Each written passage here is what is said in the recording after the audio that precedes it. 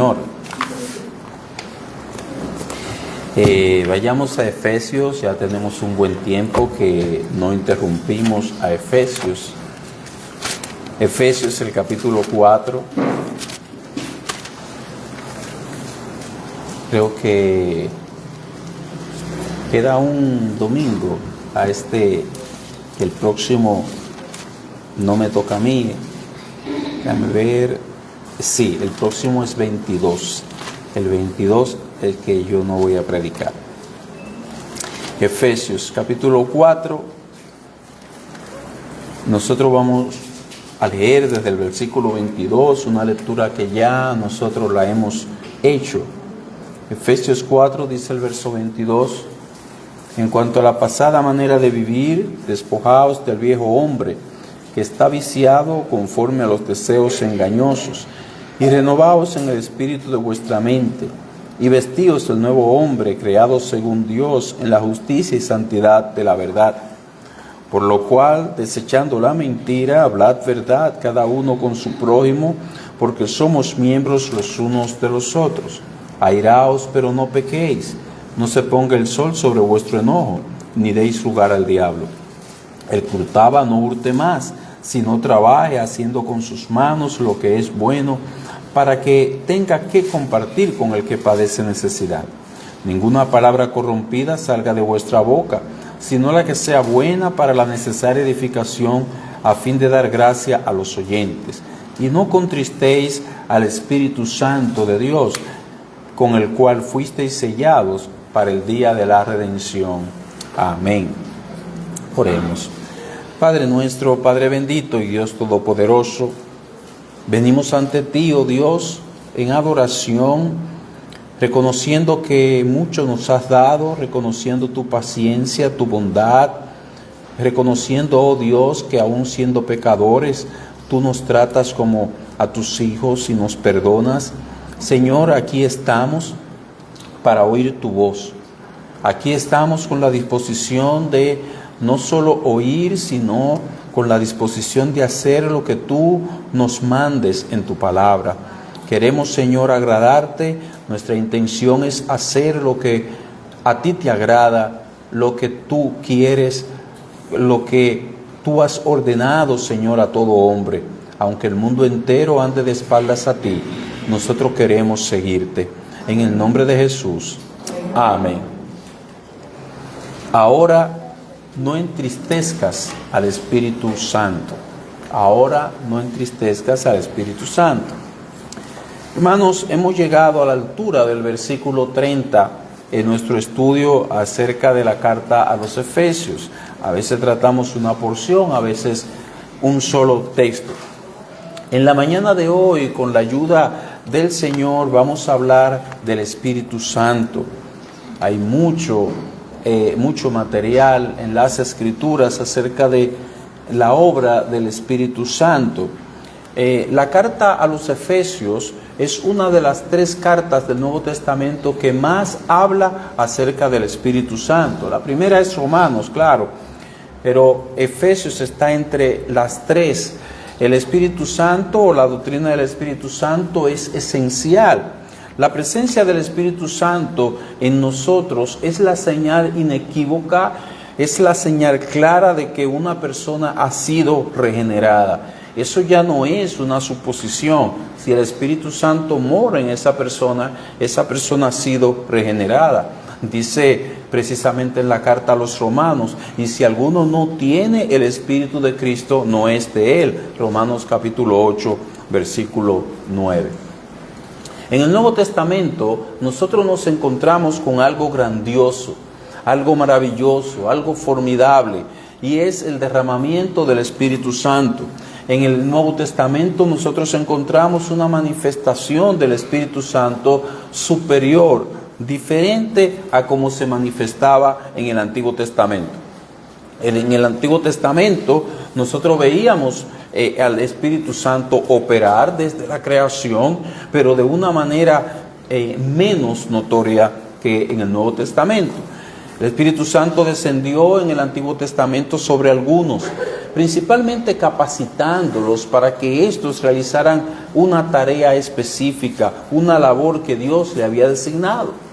Por ejemplo, Saúl fue capacitado por el Espíritu Santo para dirigir, para gobernar los destinos del país y para ser un guerrero.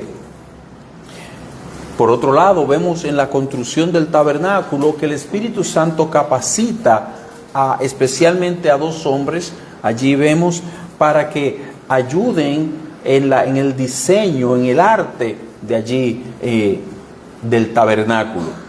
Por ejemplo, él capacitó a Bezaleel en Éxodo capítulo 31, el versículo 2, dice que lo capacitó en sabiduría y en inteligencia, en ciencia y en todo arte, para inventar diseños, para trabajar en oro, en plata y en bronce. Y él a Oholiab para que hagan todo lo que le he mandado.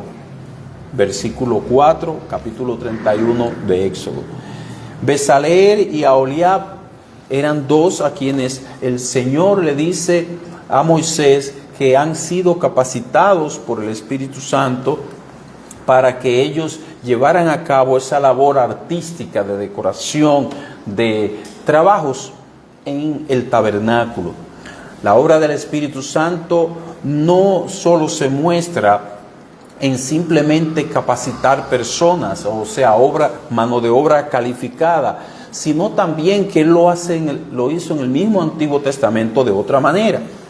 Él capacitaba, por ejemplo, a los jueces de Israel, les capacitaba con fuerza, con ingenio para la guerra, etc. Y muchos otros los capacitó de otra manera, pero también muchos fueron regenerados por el mismo Espíritu. Lo que queremos decir es que a veces el Espíritu venía sobre una persona para capacitarle y otras veces vino a esa persona para regenerarle. Eso es lo que deseamos puntualizar.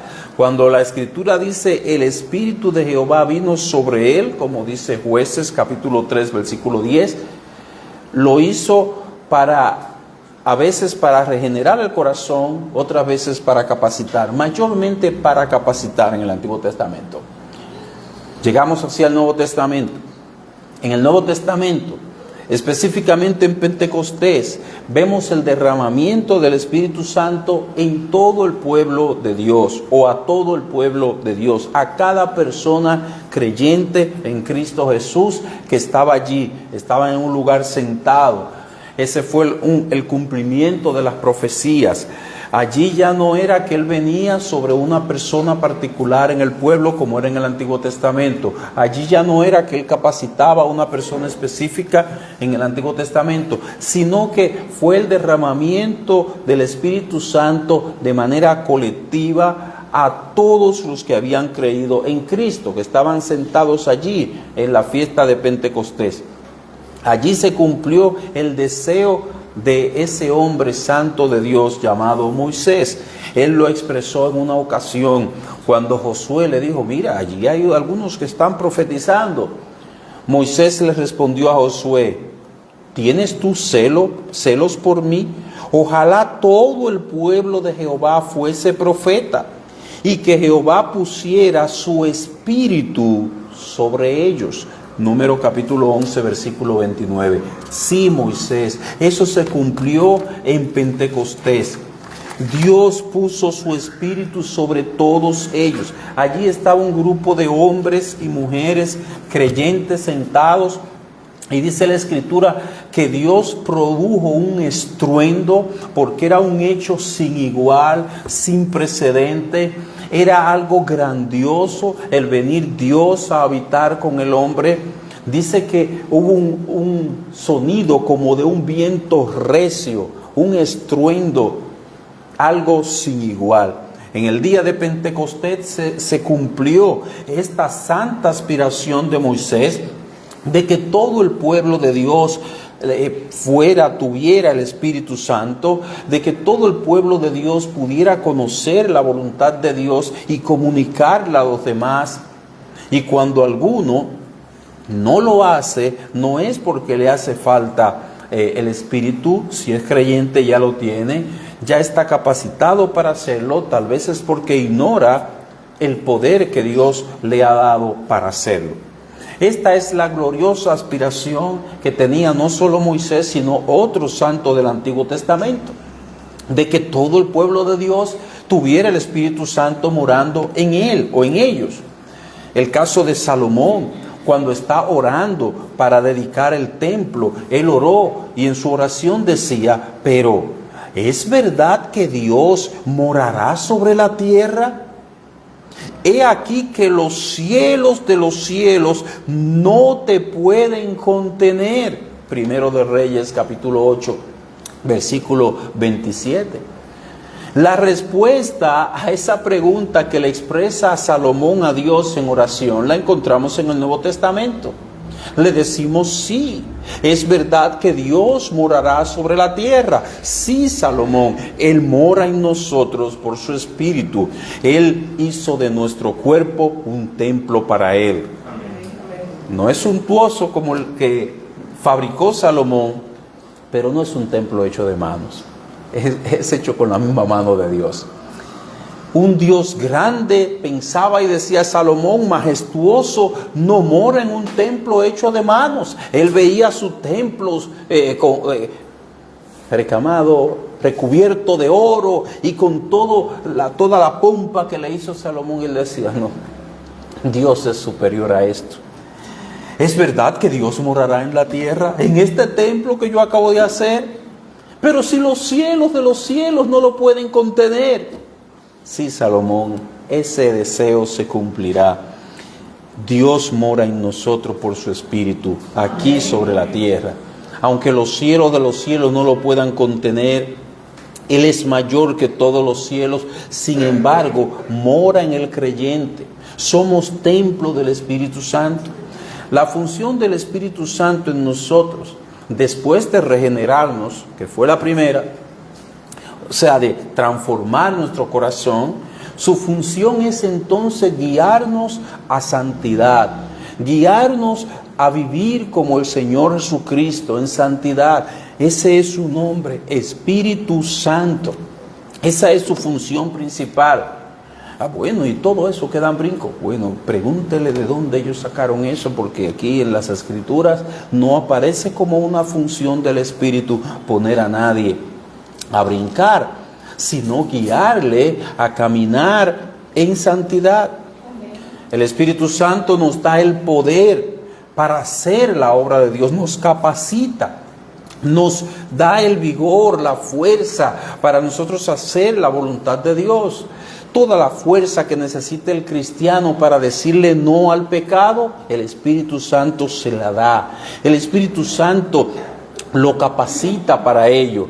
Él es esa ayuda que nosotros necesitábamos para transitar en la vida cristiana. Si a nosotros se nos hubiese presentado antes de la salvación, es una imaginación, se nos hubiera presentado lo que tenemos que hacer, los caminos que tenemos que transitar, la vida que debemos llevar, diríamos: Señor, no puedo, ayúdame. Pues el Espíritu Santo es esa ayuda que nosotros necesitábamos para vivir la vida cristiana. Usted puede tomar una persona sin el Espíritu, una persona no regenerada, y decirle: mira, así es que tiene que vivir un cristiano. ¿Y sabe qué? No va a poder. Usted se la puede desglosar la vida cristiana. Mira, te la voy a detallar. No va a poder. El Espíritu Santo es el que nos capacita para someternos a la voluntad de Dios. De lo contrario, sería imposible que nosotros agradáramos a Dios. Sin el Espíritu Santo seríamos tan débiles como éramos antes hacia el pecado. El pecado nos seducía y nosotros íbamos detrás de él. Lo que el pecado dijera, para donde nos alara, ahí íbamos. Pero ahora el Señor no solo nos libertó, sino que nos capacitó para decir: mira, no, ya, eso terminó ahí. Y que no cediéramos. Eso es lo que hace el Espíritu Santo. De manera que el Señor ahora, al llegar al versículo 30 de Efesios capítulo 4, usted lo tiene en la mano, usted lo tiene enfrente, dice: y no contristéis al Espíritu Santo de Dios, con el cual fuisteis sellados para el día de la redención. Es el texto que vamos a estar mirando, es el texto que vamos a estar considerando. Al llegar a este versículo, Él desea hablarnos de ese Espíritu Santo en nosotros. Comienza dándonos un mandato. No dice, y no entristezcáis o no contristéis, como dice nuestra versión Reina Valera del 60, al Espíritu Santo de Dios. Hermanos, este es el único lugar a donde se usa el nombre completo, es como decir el nombre y el apellido del Espíritu de Dios. Es en este versículo. Espíritu Santo de Dios. El nombre completo. El mismo Espíritu, a través del apóstol Pablo, acude a todos los recursos de su nombre, lo que significa su nombre para nosotros, para los hijos de Dios, para los creyentes, a fin de impactar acerca de lo que significa el Espíritu para nosotros, repito. El nombre comunica su función, santo. El nombre comunica su lugar en la Trinidad. Él es el Espíritu de Dios, la tercera persona de la Trinidad. Todo parece indicar, repito, que Él desea impactar todos nuestros sentidos, hacernos recordar, venir a nuestra mente todo lo que es el Espíritu de Dios en aras de que nosotros hagamos lo que Él nos está pidiendo, no entristecerlo. Voy a hacer el abordaje de este versículo a través de preguntas.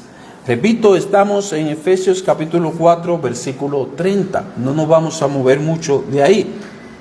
Vamos a hacer solamente dos preguntas. Primero, ¿qué es contristar o entristecer al Espíritu Santo? Segundo, ¿cuáles son las marcas que nosotros veremos cuando el Espíritu Santo ha sido entristecido? O sea, ¿qué se va a ver? ¿Qué se va a manifestar? Y en tercer lugar, unas breves conclusiones. Veamos entonces en primer lugar, ¿qué es contristar o entristecer al Espíritu Santo? Lo primero que debemos señalar es el hecho de que el Espíritu Santo se entristece. Él se entristece porque es una persona. El entristecerse es una emoción. Eso es algo característico de lo que es una persona. El Espíritu Santo es una persona. Él tiene voluntad, Él tiene conocimiento, repito, tiene emociones. Es la tercera persona de la Trinidad. Él es el otro consolador que Cristo prometió. Él es igual que Cristo en todas sus cualidades.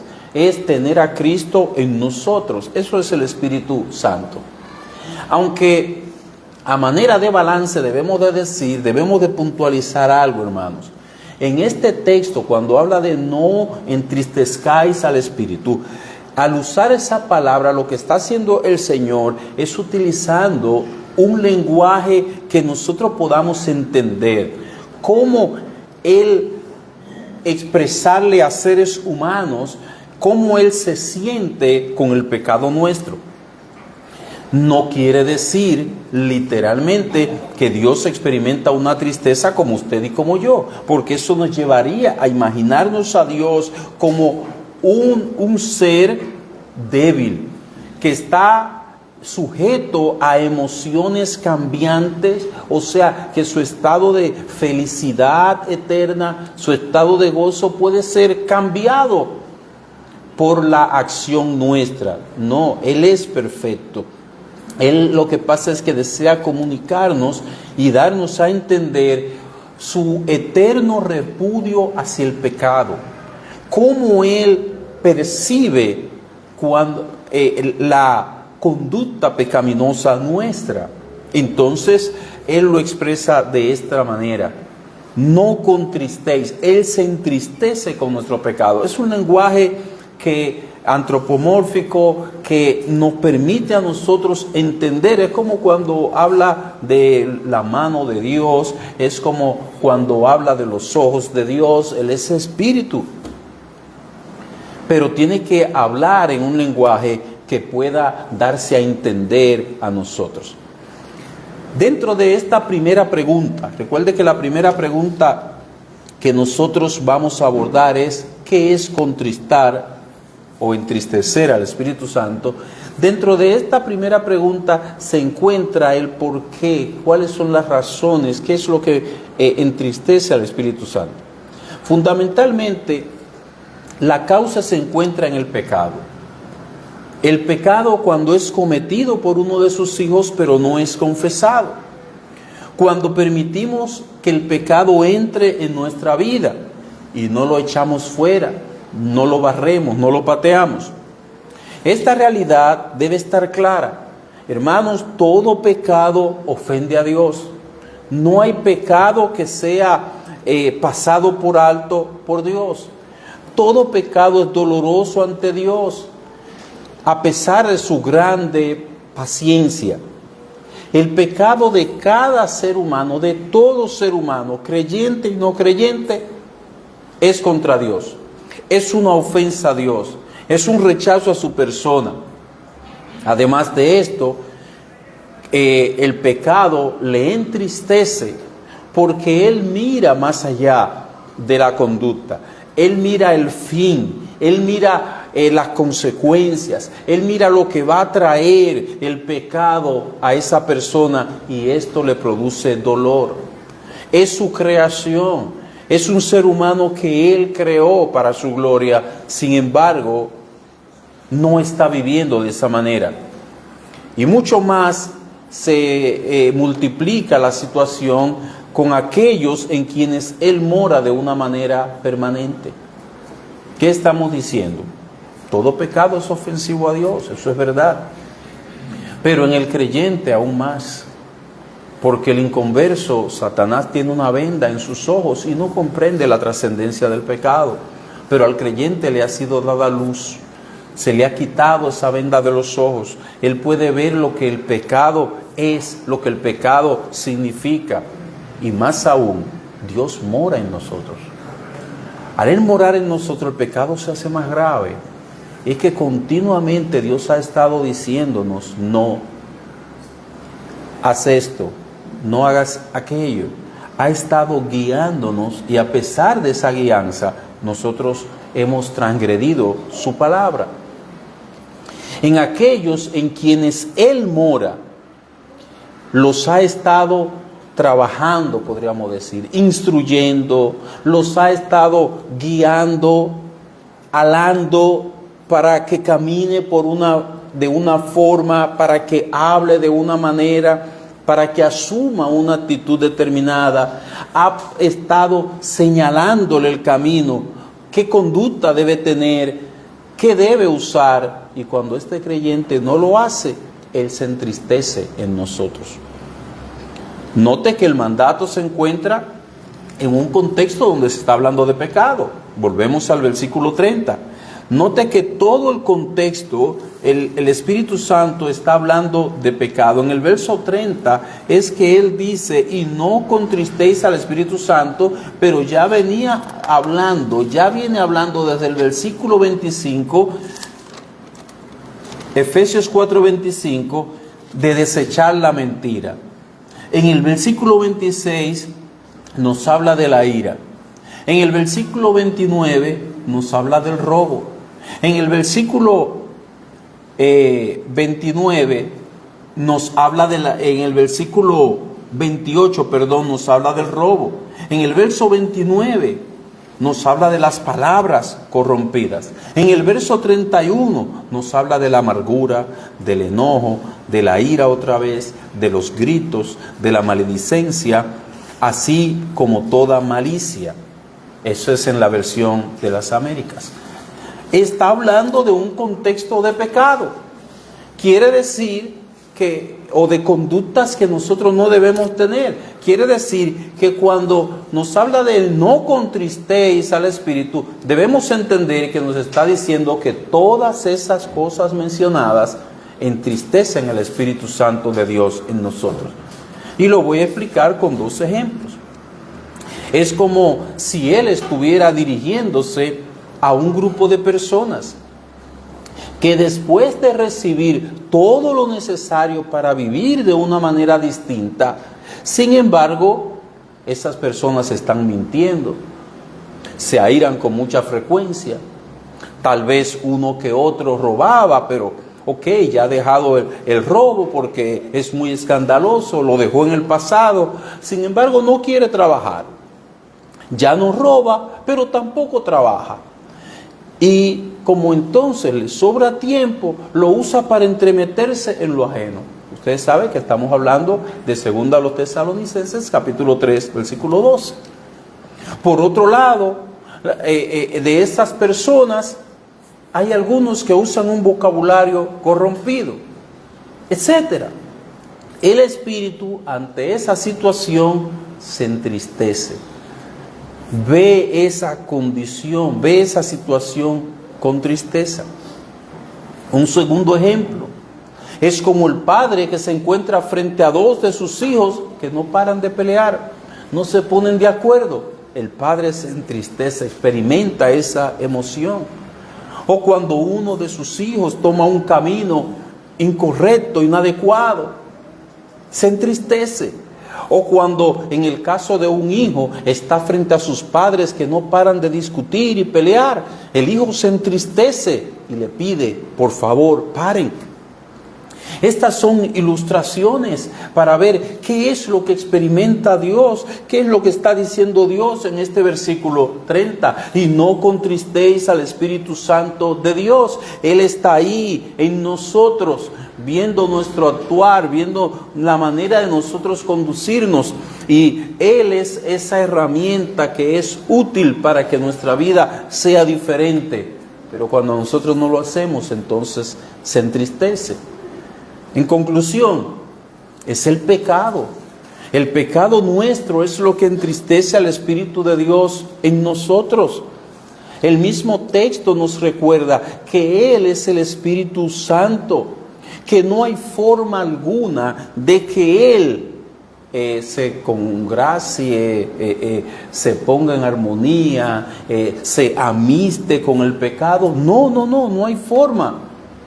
No hay forma de que Él pueda sentirse bien, que Él pueda sentirse cómodo con el pecado. Por eso es necesario que el pecado sea confesado y que nos apartemos de él. Vamos a la segunda pregunta. ¿Cuáles son las marcas que veremos cuando el Espíritu Santo está entristecido en una persona o en muchas personas? ¿Cuáles son las marcas? ¿Cuáles son las evidencias? ¿Qué es lo que vamos a ver? ¿Qué es lo que se va a notar? Es lo que estamos preguntando. Está claro, hermanos, que cuando nosotros pecamos y no lo confesamos, no nos apartamos, el Espíritu Santo se entristece en nosotros. Hemos dejado ese punto claro. Ahora, ¿cuáles son los síntomas que se va a ver? Bueno, el salmista nos cuenta su experiencia, la cual nos ayuda. Salmo 51.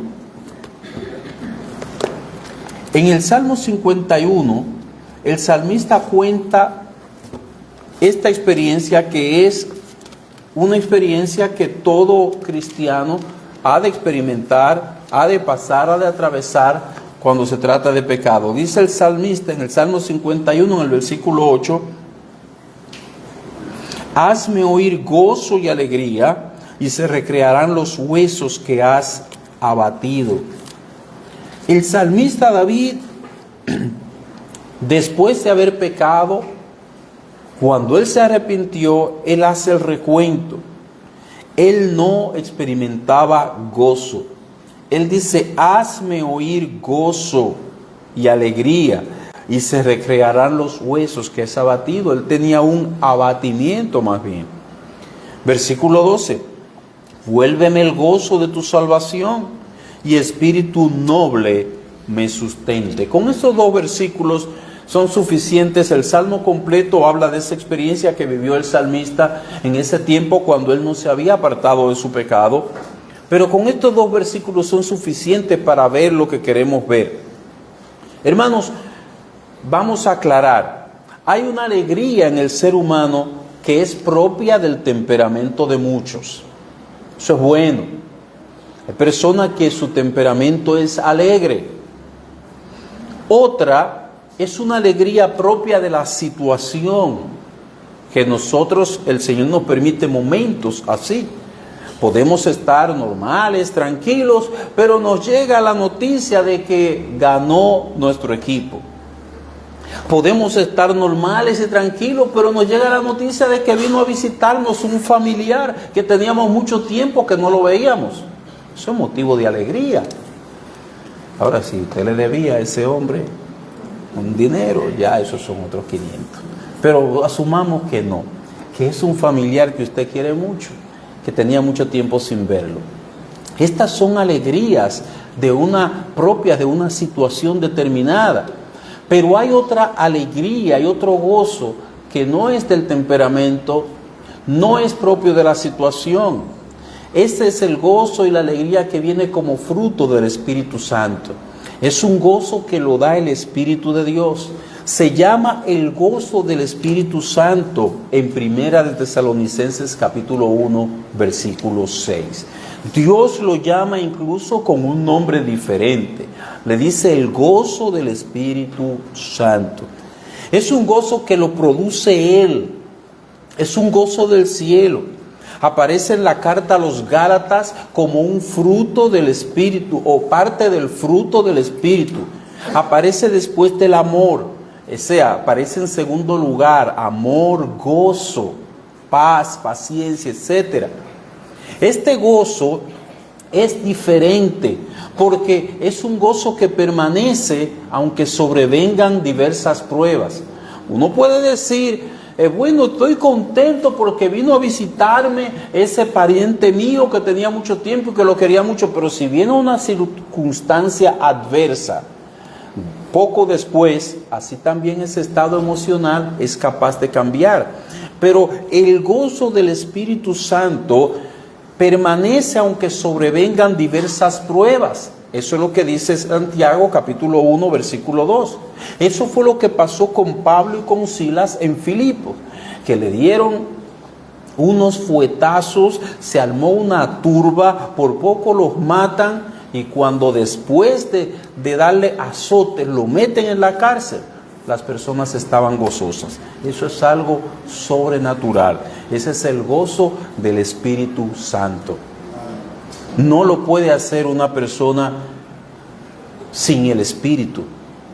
Este gozo del Espíritu Santo se enfoca, nos orienta en las cosas del Señor. Nos orienta en las cosas de su Espíritu. ¿Qué quiero decir? Quiero decir que es un gozo que nos lleva a deleitarnos en Dios y en sus obras. Es un gozo que se alimenta con Dios, las cosas que Dios hace. Por ejemplo, Ana dijo, mi corazón se regocija en Jehová. 1 Samuel capítulo 2, versículo 1. Es un gozo que se enaltece, se crece, disfruta las cosas de Dios. Dice María, una mujer que venía de la aflicción, no le dice, ay Señor, qué niño bonito tú me has dado. No, mi corazón se regocija en Jehová, porque las cosas que hace Dios alimentan ese gozo que es del Espíritu. Ese gozo hace que nosotros disfrutemos a las alabanzas del Señor. Ese gozo, eso es algo inexplicable. ¿Cómo esos signos tan lentos pueden provocar un disfrute en el alma?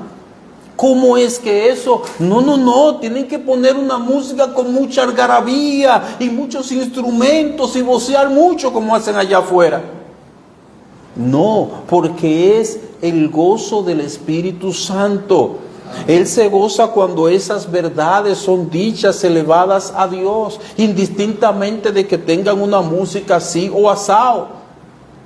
Ese gozo se enaltece cuando meditamos en Él.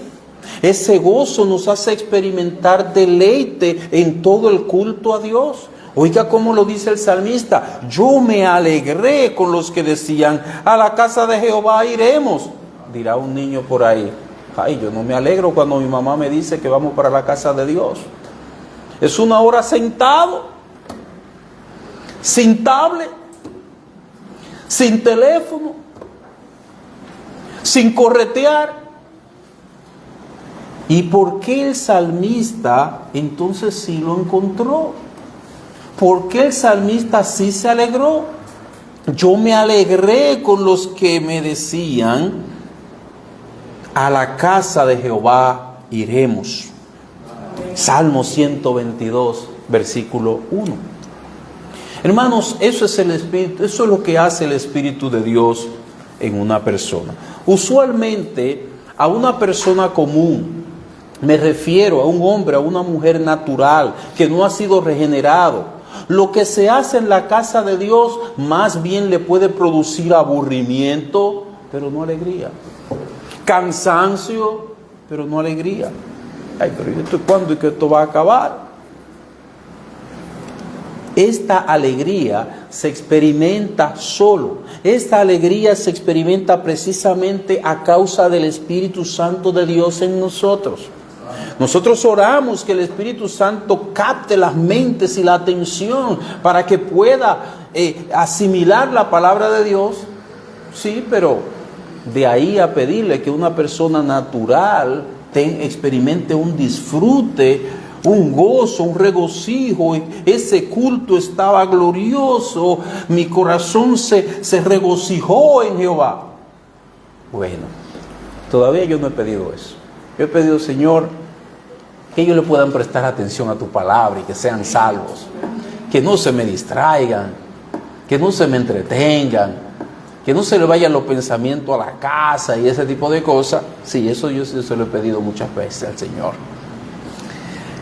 Entonces, hermanos, este gozo que produce el Espíritu Santo en una persona, esta última que hemos descrito, es la alegría, es el gozo que perdió David y que se pierde cuando hay pecado y no lo confesamos. Esto es lo que David acabamos de leer en el Salmo 51, versículo 8 y versículo 12, que él lo había perdido mientras había callado su pecado.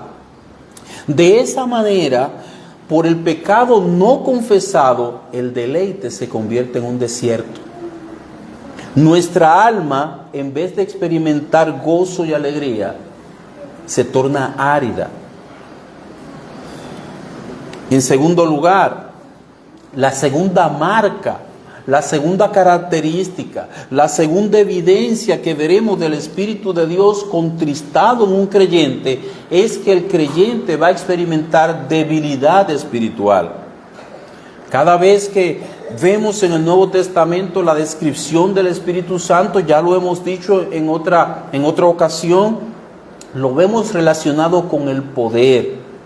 Recibiréis poder cuando venga sobre vosotros el Espíritu Santo. Ya lo hemos visto, repito, en otras ocasiones. Por ejemplo, cuando el Señor Jesucristo le dijo esto que acabo de citar, lo dijo en Hechos capítulo 1, versículo 8. Ustedes van a recibir poder cuando haya venido sobre vosotros el Espíritu Santo. Podríamos decir aquí que se trataba de poder para ellos predicar el Evangelio, poder para predicar sin temor a las autoridades, poder para predicar sin temor a sufrir, sin temor a las amenazas de las autoridades, sin temor a cualquier cosa que les sobreviniera. Comenzando ahí la iglesia, mataron a uno de ellos, de los 12. Mataron a espada a Jacobo. Después encarcelaron a Pedro. Bueno, la cosa va en serio. Y ya lo tenían preparado ahí para aniquilarlo. Pero el poder lo capacitaba a ellos para seguir adelante, seguir predicando el Evangelio, no tirar la toalla ni salir huyendo. Por otro lado, encontramos a Pablo instruyendo a Timoteo, le dice, porque no nos ha dado Dios espíritu de cobardía, sino de poder, de amor y de dominio propio. Segunda a los Tesalonicenses capítulo 1, versículo 17. Timoteo sufre penalidades como buen soldado de Jesucristo. No nos ha dado Dios un espíritu de cobardía, sino de poder. Cuando Pablo oró por los hermanos en Éfeso, le pidió: por esta causa doblo mis rodillas ante el Padre de nuestro Señor Jesucristo, para que os dé, conforme a las riquezas de su gloria, el ser fortalecidos con poder en el hombre interior por su Espíritu. Ahí está la clave. Efesios capítulo 3, versículos 14 y 16. Hermanos, el Espíritu Santo nos da el poder para ello, para amar a nuestros enemigos, para soportar el peso de nuestra cruz, para decir no al pecado, en fin, para vivir la vida cristiana. No es aconsejable, no es bueno el uno hacer anécdotas tristes, ¿verdad? Que en los años de cristiano yo crecí con un grupo de personas, y había uno, él partió con el Señor bastante joven, 30 y pico de años, unos 32 años. Éramos todos jóvenes, pero él se quejaba de que él no podía. Y le habían dicho: pero mira, el Señor dice, pórtate varonilmente y esfuérzate. Pero que no puedo, que yo soy débil. Y él terminó en el camino extraviado. Él murió sin Cristo. Y yo creo que el Señor dio una lección, porque era un muchacho fuerte, muy saludable, unos movimientos rápidos, vigorosos. Y de momento, a los 30 y pico, ¡prum! Es que tenemos que entender y aceptar que el Espíritu Santo nos ha sido dado para capacitarnos para vivir la vida cristiana. No estamos desprovistos y debemos hacerlo, debemos vivir conforme al Espíritu para nosotros hacer lo que Dios nos manda hacer, que Él es nuestra ayuda, nuestro consolador. Por eso Él dice, en sentido negativo, no contristéis al Espíritu Santo de Dios. Bueno, no podemos, ya hemos visto dos ejemplos, ya nosotros hemos visto dos características, dos marcas: la ausencia de ese gozo que viene del Espíritu y la debilidad espiritual. No vamos a hacer un rastreo del Espíritu Santo a través de toda la Biblia, no es ese el sentir, no es ese el propósito, pero lo vamos a resumir diciendo que el Espíritu Santo es fuente de poder espiritual, poder para testificar, poder para vivir en santidad, poder para servir y ministrar, poder interior del creyente, que fue lo último que leímos en Efesios capítulo 3, versículo 14 y 16. Ese es el Espíritu en nosotros, una fuente de poder para nosotros vivir y agradar a Dios. Todo esto, hermanos, lo decimos para llegar al siguiente punto. ¿Cuándo contristamos al Espíritu Santo? Contristamos al Espíritu Santo por pecados, como están detallados en los versículos desde el 25 hasta el 31, y no lo confesamos. No podemos decir que no pecamos, nosotros pecamos, pero Dios nos ha provisto una fuente para limpiarnos de nuestro pecado, que es la sangre del Señor Jesucristo, y debemos usarla continuamente.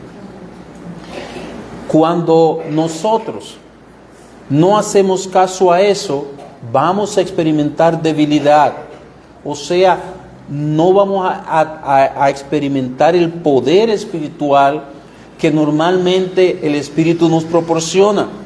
No vamos a tener poder para testificar, no vamos a tener poder para vencer pecados. En fin, el Espíritu Santo no va a manifestar lo que Él es en nosotros. El Espíritu Santo no nos abandona, gracias a Dios por ello. Pero cuando está contristado en nosotros, no se manifiesta en poder como antes lo hacía. No hay tal cosa como nosotros pecar y seguir adelante manifestando el poder del Espíritu Santo sin nosotros confesar. Note este otro ejemplo. Usted recuerda la historia de Josué. Josué era un estratega militar. Dios lo capacitó por su espíritu para diseñar estrategias y vencer con un pueblo débil. Pero llega un momento en que Josué manda en la nueva tierra, en la tierra prometida, a chequear a una ciudad llamada Ai. Vienen los espías y le dicen: mira, Josué, no hace falta mandar a todo el pueblo. Antes no era un ejército en ese tiempo, sino que todo el pueblo iba a pelear. Tú no tienes que mandar todo el pueblo a pelear. Esa gente son poquitos. Manda unos cuantos. Mandó unos cuantos miles de soldados, de personas a la batalla, y resulta que salieron huyendo. Regresaron corriendo, murieron algunos. ¿Y qué pasó? Josué viene a orar quebrantado delante de Dios, y el Señor le dice: pero ¿por qué te pones así? Israel ha pecado. Hermanos, hasta que eso no fue corregido, no hubo victoria. Esa es la realidad. El Espíritu Santo no nos abandona, pero cuando está contristado deja de manifestarse en poder. Dejamos de tener victoria sobre el pecado. La tribulación, en vez de permitirnos salir más fortalecidos, la debilidad espiritual se manifiesta y cualquier situación nos abruma, nos acorrala. ¿Qué está pasando? Muy probablemente el Espíritu Santo está contristado en nosotros. Tenemos que examinar, pedir perdón y entonces avanzar. Dos marcas hemos visto, o dos síntomas que experimentamos cuando hemos contristado al Espíritu Santo con pecados no confesados. Es la ausencia de gozo y de poder. Bien cortito: ausencia de gozo y de poder. Poder no es que usted pueda levantar una pesa, no. No se trata de eso, sino el poder para enfrentar situaciones, el poder para decir no al pecado, el poder para ir de gloria en gloria, de triunfo en triunfo, en medio de tribulaciones, para que esas cosas que generalmente derriban, usted permanezca firme en medio de todo eso. Ese es el poder que da el Espíritu de Dios. Ese es el poder que da el Espíritu Santo. Es lo que nosotros necesitábamos. Entonces, ausencia de gozo espiritual, ausencia de poder espiritual. Con la ausencia de ese gozo espiritual, fruto del Espíritu, o de ese poder que es la debilidad espiritual, ya más claro de ahí no lo podemos decir. Esto, hermano, puede ocurrir en un creyente. Esto puede ocurrir en un pueblo de Dios, en una iglesia, en un grupo de creyentes. Que no tomemos en cuenta, no estemos tomando en cuenta que el Espíritu de Dios es contristado. Dice nuestro texto: y no contristéis al Espíritu Santo de Dios, con el cual fuisteis sellado para el día de la redención. Vamos a las conclusiones. En primer lugar, hermanos, el llamado de Dios está claro, es a no contristar al Espíritu Santo.